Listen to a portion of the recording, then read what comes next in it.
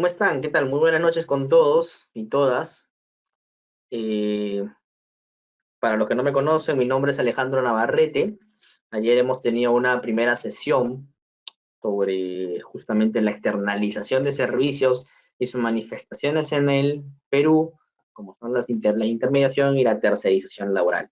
Hoy día vamos a entrar un poco más en materia. Esperemos el tiempo realmente nos alcance para poder abordar estos dos asuntos de suma interés vinculados pues a la contratación laboral indirecta, ¿no? Y específicamente hablar sobre los mecanismos de intermediación y tercerización laboral.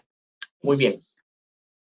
Bueno, repasando un poco lo que conversamos ayer, recuerdan que dentro de los que habíamos conversado vimos dos formas de externalización de servicios, vinculado a la cesión de mano de obra, que implica la provisión de personal para que otra entidad finalmente beneficiaria del servicio sea la que ejecute u ordene, mejor dicho, a la fuerza laborativa de ese trabajador desplazado, y otra denominada subcontratación, en donde no se va a ceder mano de obra, sino que se va a escindir, se va a trasladar cierta parte de las actividades que desarrolla comúnmente una empresa para que éstas sean ejecutadas o desarrolladas por un tercero, ¿verdad? Y es aquí donde aparecen ciertos mecanismos de intermediación y tercerización laboral, porque en efecto la intermediación involucra supuestos de cesión de mano de obra e involucra también supuestos de subcontratación,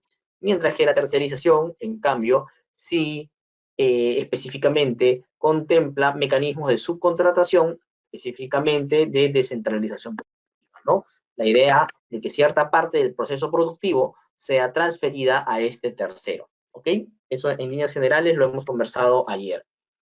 Así que vamos a conversar un poco ya sobre qué características, condiciones tienen que darse para poder celebrar una intermediación y una tercerización laboral.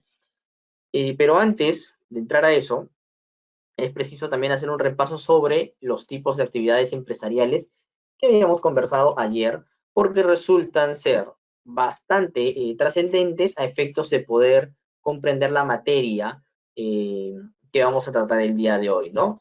Ya que dependerá exactamente de la naturaleza y la duración de las actividades empresariales que se va a poder ejecutar, pues, alguna de estas modalidades de intermediación o tercerización. ¿Ok?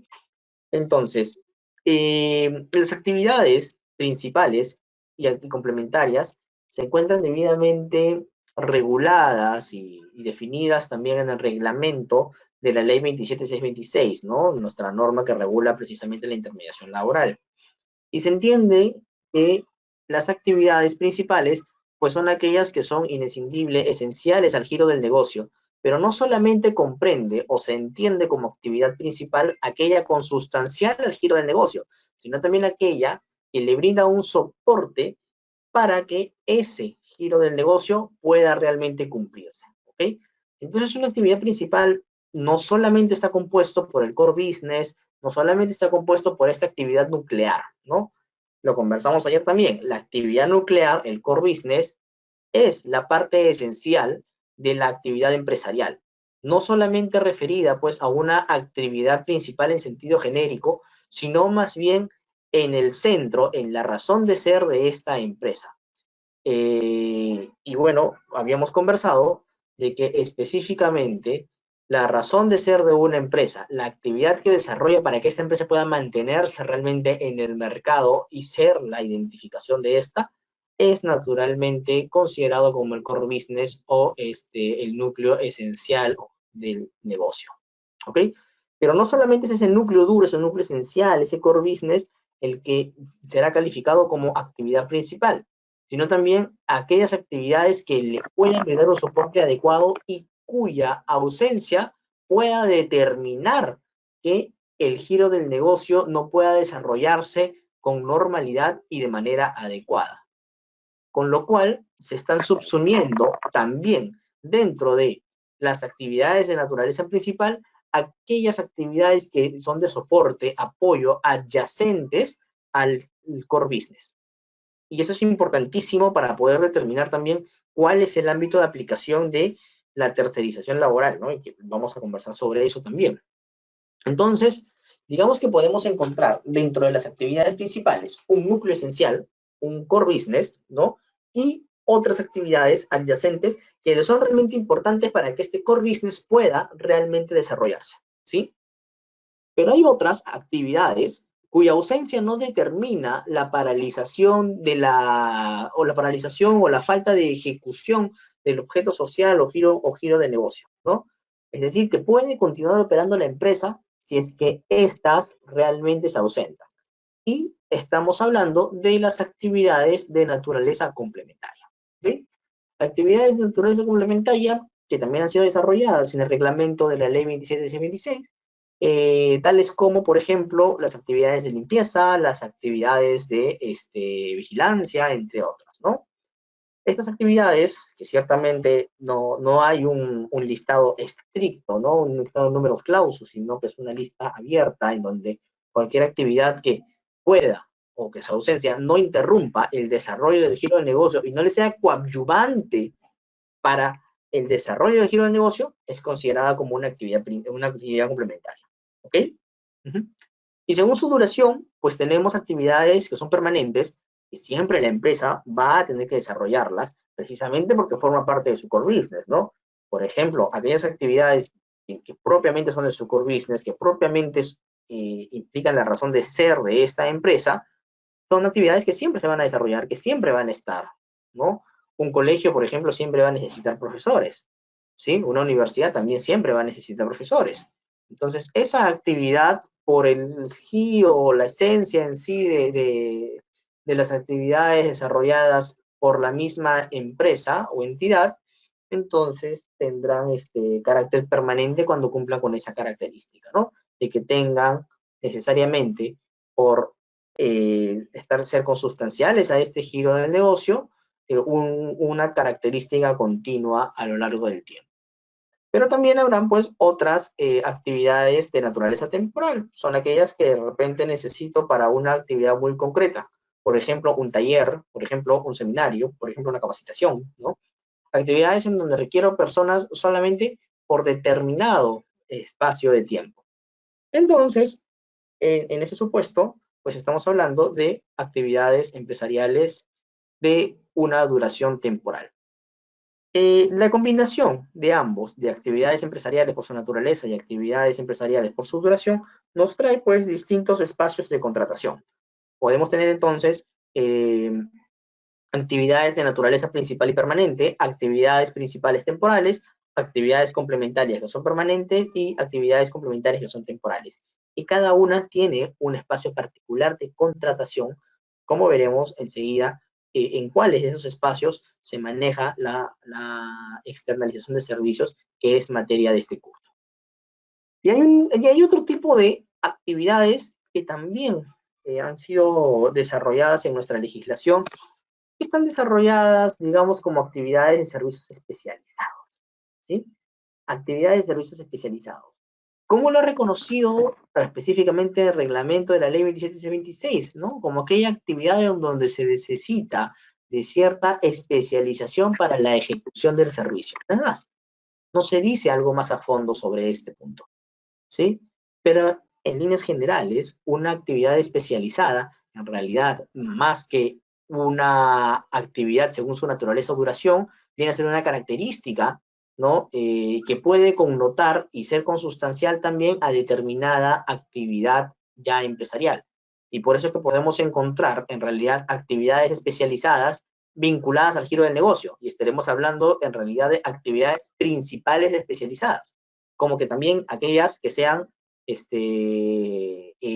no vinculadas de alguna manera al giro esencial del negocio y como tal tendrán las características de actividades complementarias especializadas, ¿no?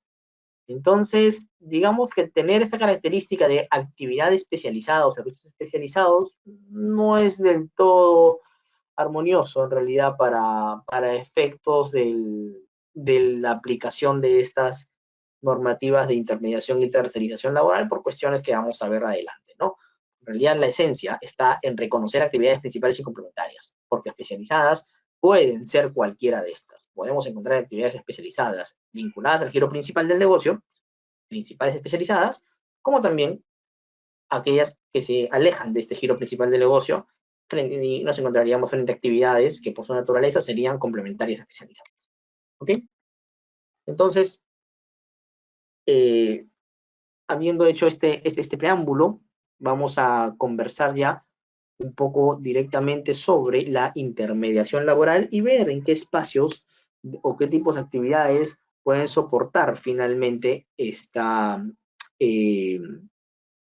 esta modalidad contractual, por decirlo así. ¿Sí?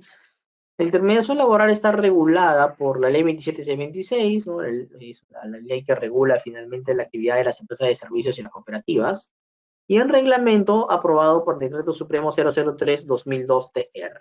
¿Okay?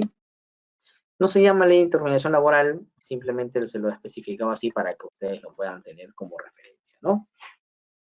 La intermediación laboral necesita de una serie de presupuestos o requisitos para que esta de acá pueda finalmente celebrarse, ¿no?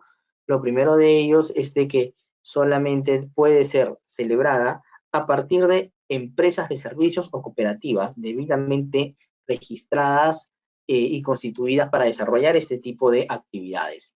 Estas personas jurídicas, llámese una empresa de servicios o llámese una cooperativa, deberán ser constituidas única y exclusivamente con el objeto de poder prestar servicios específicos de intermediación laboral, sea de la forma de intermediación que sea, ¿no? Si estamos frente a una intermediación de servicios complementarios, especializados, en fin, o temporales, debería estar constituida la entidad, hablamos de la empresa de servicios o la cooperativa, para desarrollar esta clase de actividades específicamente. No pueden, por lo tanto, desarrollar otra clase de servicios.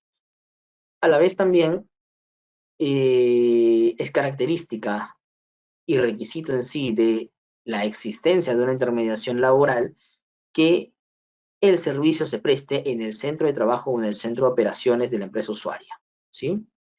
Es decir, la empresa beneficiaria del servicio, reconocida en la intermediación laboral como empresa usuaria, debe de ser finalmente la que acoja a los trabajadores que están siendo destacados, ¿no? Por eso se habla que el destaque finalmente es inescindible y consustancial pues a la intermediación laboral, ¿no? No puede haber intermediación sin destaque. Y bueno, finalmente se pueden celebrar una intermediación para poder prestar tres clases de servicios, ¿no? Aquellos servicios que tengan una duración temporal, aquellos servicios que tengan una naturaleza complementaria, como también aquellos de alta especialización. Y vamos a conversar entonces también de estos. Lo habíamos conversado a inicio de esta sesión y también momentos en la sesión pasada, ¿no? Nuestra legislación habría contemplado en realidad dos supuestos diferentes de intermediación, ¿sí? Que es aquella vinculada a la cesión de mano de obra legalizada y a la subcontratación de servicios. Así lo ha señalado también la Corte Suprema en las casaciones 1693-2012 y 1695-2012 en Moquegua, por citar. Específicamente, las empresas de servicios temporales son las que brindan aquellos servicios de cesión de mano de obra legalizada, ¿no? En la que te presto personal, voy a cederte personal temporalmente, y las empresas de servicios complementarios y especializados, las que concretamente se dedican a la subcontratación de servicios. Y ahí nos estamos alineando en realidad a lo que habíamos conversado, como se nos decía al inicio de esta sesión, ¿no? Que finalmente nuestra norma de intermediación laboral no se limitó a la sesión de mano de obra legalizada, como comúnmente se entiende en la intermediación, sino que además contempló supuestos de subcontratación, en donde actividades desarrolladas por la empresa usuaria ahora serían transferidas a un tercero. ¿Ok? Vamos a conversar entonces de cada una de estos tipos de formas de intermediación. Muy bien. Para celebrar una intermediación, primero lo hemos conversado ya, o lo hemos visto en la filmina anterior, ¿no? Necesariamente tiene que haber una empresa de servicios constituida o una cooperativa de trabajadores constituida para prestar el servicio de intermediación, ¿ok? Y naturalmente, tanto la empresa de servicios como la cooperativa deben de tener, pues, el único objetivo de prestar un servicio de intermediación. y deberán de especificar naturalmente en su estatuto y en su registro si nos encontramos pues frente a una empresa o cooperativa que va a desarrollar labores de servicios complementarios, temporales o especializados, ¿sí? En el ámbito de las empresas de servicio, entonces, es su propio estatuto el que va a tener que especificar ello. Si la empresa se registra, se constituye y se registra como una empresa de intermediación de servicios temporales, no puede desarrollar los servicios complementarios o especializados. Si se registra y constituye como una empresa de servicios complementarios, no puede prestar servicios especializados ni temporales. No obstante, si cabe la posibilidad que en el propio estatuto y en el propio registro establezcan que van a desarrollar de manera simultánea las tres clases de intermediación. ¿Ok? La intermediación de servicios temporales, complementarios y especializados. Eso tendría que estar especificado expresamente en el estatuto y también en el registro. Una cuestión distinta ocurre, en cambio, con las cooperativas de trabajadores, en donde se diferencian dos clases. Primero, las cooperativas de trabajadores temporal que únicamente de forma exclusiva van a dedicarse a la prestación de servicios de intermediación temporal, ¿sí? La intermediación solamente va a poder abarcar servicios temporales. Mientras que la cooperativa de trabajo y fomento del empleo, que es la segunda modalidad de cooperativa reconocida en nuestra legislación, debe de estar constituida exclusivamente para desarrollar los servicios de intermediación laboral complementarios o especializados. ¿Sí? No aplica la misma regla como aplica con las empresas de servicio, en donde la empresa de servicio se puede dedicar a las tres clases de intermediación. No. Aquí las cooperativas de trabajadores, dependiendo la forma de constitución, si es una cooperativa de trabajo temporal o si es una cooperativa de trabajo y fomento del empleo, van a tener un ámbito distinto de desarrollo. ¿Sí? Muy bien. ¿Y a qué nos referimos con una intermediación de servicios temporales? Nuestra legislación ha contemplado, pues, que la intermediación de servicios temporales es aquella que se celebra para cubrir o ejecutar labores ocasionales o de suplencia, ¿sí? Y en estos supuestos nos ha derivado, pues, a la regulación contemplada en el Decreto Supremo 00397-R, que establece los supuestos de contratación laboral directa, de suplencia y la contratación ocasional, ¿ok? Entonces, bajo esos mismos supuestos contemplados en la Ley de Productividad y Competitividad Laboral, para los contratos de suplencia y los contratos ocasionales, es que resulta posible también celebrar esta clase de intermediación. Entonces, traduciendo esto, ¿cómo es que se va a desarrollar una intermediación de servicios temporal? ¿O qué clase finalmente de actividad es la que puede desarrollarse a partir de esta clase de intermediación, ¿no? Pues bueno, primero cuando nos encontramos, pues, frente a labores netamente de suplencia, ¿sí? Estamos hablando de la necesidad que tiene una empresa de reemplazar a un trabajador estable en la misma, que tiene naturalmente un vínculo suspendido o que en todo caso ha sido trasladado a otro puesto de trabajo de manera temporal, ¿sí? En esos supuestos cabe la suscripción de un contrato de suplencia. Y en esos mismos supuestos, entonces, resultará posible celebrar un contrato de intermediación de servicios temporales. Tengo, por ejemplo, a un personal de vacaciones. Como tengo un personal de vacaciones, con un vínculo laboral suspendido por estas vacaciones, pues puedo recurrir a esta empresa tercera, una empresa de servicios temporales, para que naturalmente me preste un trabajador, me ceda temporalmente un trabajador, ¿sí? Estoy en el supuesto de la intermediación de servicios temporales por suplencia. Y otra cosa ocurre más bien con las labores ocasionales, ¿no? En donde nuestra ley de productividad ha contemplado que el contrato ocasional se celebra cuando media una necesidad transitoria o extraordinaria, ¿ok? Entiéndase pues una necesidad transitoria o extraordinaria que ciertamente no debería de estar vinculada al giro principal del negocio, ¿no? O que no tengan por lo menos un carácter permanente en la empresa. Y aquí nos podemos encontrar en dos ejemplos, ¿sí? Primero, si es que la actividad para la cual está siendo contratada esta empresa de servicios temporales no ha sido previamente desarrollada por la empresa usuaria o cuando menos no debe haber sido requerida de forma muy regular o cíclica, ¿sí? Porque proviene naturalmente de un hecho externo que ha modificado la estructura de trabajo de la empresa, ¿no? Ha habido un hecho externo que ahora necesito o me lleva a necesitar un puesto de trabajo adicional para poder coberturar, no vinculado a mi actividad principal, ¿no? Para poder coberturar finalmente una necesidad de carácter transitorio. Mientras que, siendo una labor de carácter cíclico también, esta de acá no debe de vincularse con las labores principales de la empresa, sino más bien ser vinculadas a trabajos específicos requeridos por breve lapso, ¿no? Hay una redundancia, disculpen la palabra lapso de tiempo, no, breve lapso en realidad, ¿no? La corrección del caso. Cuando se mide la lámina va a estar corregido eso. Bien, entonces, esos serían los supuestos para contratar, pues, los servicios de intermediación temporal.